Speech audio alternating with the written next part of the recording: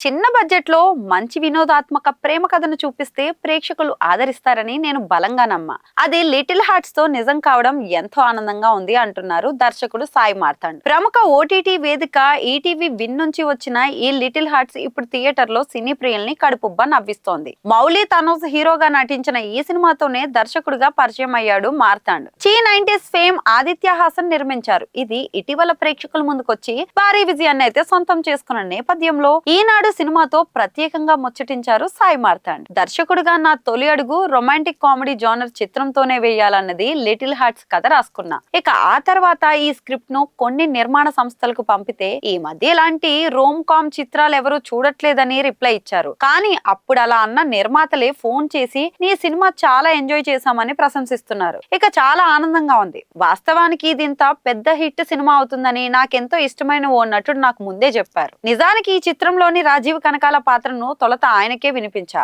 అది తనకు బాగా నచ్చినప్పటికీ కొన్ని కారణాల వల్ల చేయలేకపోయారు. అందుకే తర్వాత సినిమా మనమిద్దరం చేద్దామంటూ అడ్వాన్స్ అయితే ఇచ్చారు. ఇక నేను రచనా దర్శకత్వం వైపు రావడానికి ముందు నటుడిని అవ్వాలనుకున్నా. కానీ నాలాంటి కొత్త వాళ్ళకి కథలెవరూ రాయరు కనుక నా కథ నేనే రాసుకోవాలని రచనపై దృష్టి పెట్టా. అలా 19 ఏళ్ల వయసులో నా ఇమేజ్ కు తగ్గట్లుగా ఒక ప్రేమ కథ రాసుకున్నా.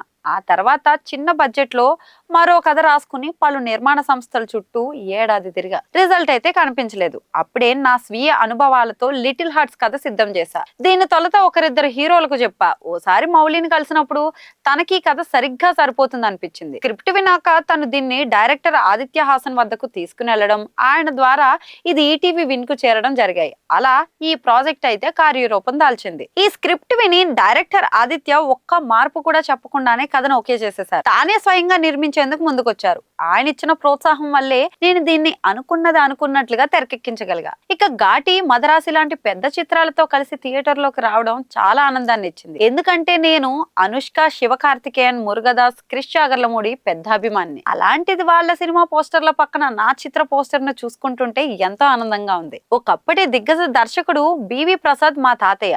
ఆయన అప్పట్లో ఎన్టీఆర్, ఆరాధన, మేలుకొలుపు, కృష్ణతో చుట్టాలున్నారు జాగ్రత్త ఇలా దాదాపు 20 చిత్రాలు తెరకెక్కించారు. 90s లో ఆయన చనిపోయాక మా ఇంట్లో నుంచి ఎవ్వరు ఇండస్ట్రీలోకి రాలేదు. ఒకరిద్దరు ఆ దిశగా ప్రయత్నించినా సరైన బ్రేకే లేదు. ఇక మా నాన్నగారు గోపినాథ్ తాతయ్య చిత్రాలకు నిర్మాతగా వ్యవహరించేవారు. మళ్ళీ ఇన్నేళ్లకు మా కుటుంబం నుంచి నేను డైరెక్టర్ గా తెరపైకి రావడం, తొలి ప్రయత్నంలోనే ఇంత భారీ విజయాన్ని అందుకోవడం ఇంట్లో వాళ్ళకు చాలా సంతోషాన్ని ఇస్తుంది. ఇక నా తదుపరి చిత్రానికి సంబంధించి ఇప్పటికే కొన్ని కథలు సిద్ధం చేసుకున్నా.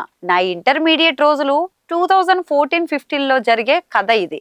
నాకు జరిగినవి, జరగనివి, జరిగితే బాగుండు అనుకున్నవి కూడా దీంట్లో చూపించేశాను. ఇందులో మౌలి, రాజీవ్ కనకాల మధ్య నడిచే ట్రాక్ అయితే పూర్తిగా నా స్వీయ అనుభవాలతో అల్లుకున్నదే. ఇంట్లో నాకు మా నాన్నకు మధ్య అచ్చం అలాంటి ఈక్వేషన్సే ఉండేవి. మా మధ్య జరిగిన సంభాషణలు, అనుభవాల్ని ఉన్నది ఉన్నట్లుగా తెరపై చూపించే ప్రయత్నం అయితే చేశా. అలాగే దీంట్లోని ప్రేమ కథ కూడా 50% నా నిజ జీవితం నుంచే తీసుకున్నది. ఇక నేను ఇంటర్లో ఉన్నప్పుడు దాదాపు 90% అఖిల్ పాత్రలాగే ఉండేవాడిని. ఈ సినిమాలో మంచి ఫ్యామిలీ డ్రామా కూడా ఉంది. నాయకుల కుటుంబాలు రెండిటికి చాలా ప్రాధాన్యత ఉంటుంది. అలాగే ఇందులోని ప్రతి పాత్ర కావలసినంత వినోదాన్ని అయితే పంచిస్తోంది.